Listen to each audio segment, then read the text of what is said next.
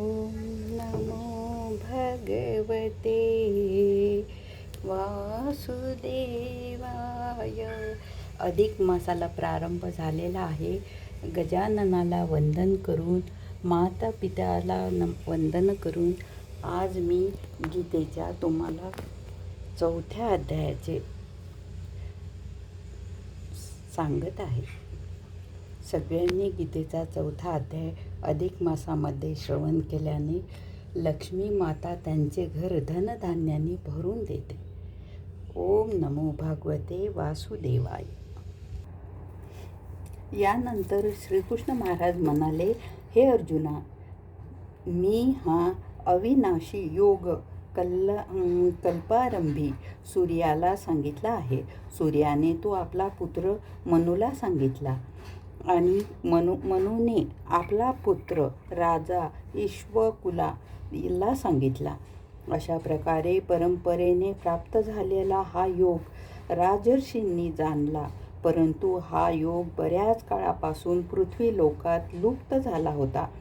तोच हा पुरातन योग आता मी तुम्हाला वर्णन करून सांगतो. कारण तू माझा भक्त आणि प्रिय मित्र आहेस. हा योग अत्यंत उत्तम आणि मर्मिक आहे. अशा प्रकारे भगवंताचे वचन ऐकून अर्जुनाने विचारले, हे भगवान, आपला जन्म तर आधुनिक अर्थात आत्ताच्या काळातच झालेला आहे आणि सूर्याचा जन्म तर फार पुरातन आहे. तर मग हा योग आपण कल्पारंभी सूर्याला सांगितला, हे मी कसे जाणून घेऊ? यावर श्रीकृष्ण महाराज म्हणाले, हे अर्जुना, आत्तापर्यंत माझे आणि तुझे पुष्कळ वेळा जन्म होऊन गेलेले आहेत. परंतु हे परम तपस्वी अर्जुना, त्यांना तू जाणत नाहीस, परंतु मी जाणतो. माझा जन्म देहधारी मनुष्याप्रमाणे नाही. मी अविनाशी स्वरूप अजन्मा असूनही, तसेच सर्व प्राणी मात्रांचा ईश्वर असूनही आपल्या प्रकृतीला अधीन करून मी योगमायेने प्रगट होत असतो.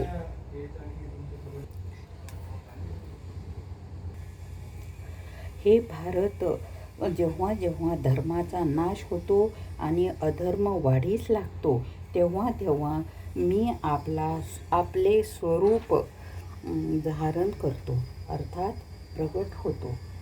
साधू पुरुषांचा उद्धार करण्यासाठी, त्यांचे संरक्षण करण्यासाठी आणि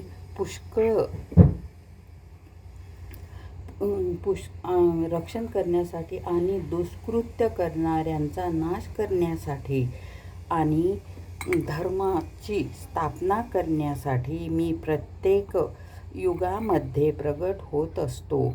म्हणून हे अर्जुना, माझा तो जन्म आणि कर्म दिव्य म्हणजेच अलौकिक आहे. अशा प्रकारे जो पुरुष तत्वाला जाणतो, त्याने शरीराचा त्याग केल्यानंतर त्याला पुनर्जन्म प्राप्त होतो आणि परंतु त्याला माझी प्राप्ती होते. हे अर्जुना, यापूर्वीसुद्धा राग, भय आणि क्रोधाचा त्याग केलेला अनन्य भावाने मला शरण आलेले पुष्कळ पुरुष ज्ञानस्वरूप तपाने पवित्र होऊन माझ्या स्वरूपाला प्राप्त झाले आहेत. कारण हे अर्जुना, जे या प्रकारे मला भजतात त्यांना मी तसेच भजतो. हे रहस्य जाणून बुद्धिवान पुरुष सर्व प्रकारे माझ्याच मार्गाचे अनुसरून करून वर्तन करतात.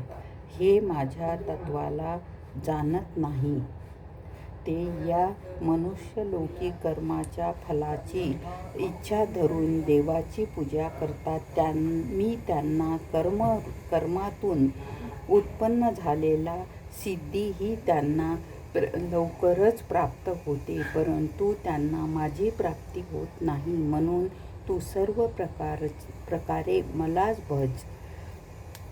ओम नमो भगवते वासुदेवाय. उरलेल्या अध्यायाचे पठण आपण उद्या करणार आहोत. ओम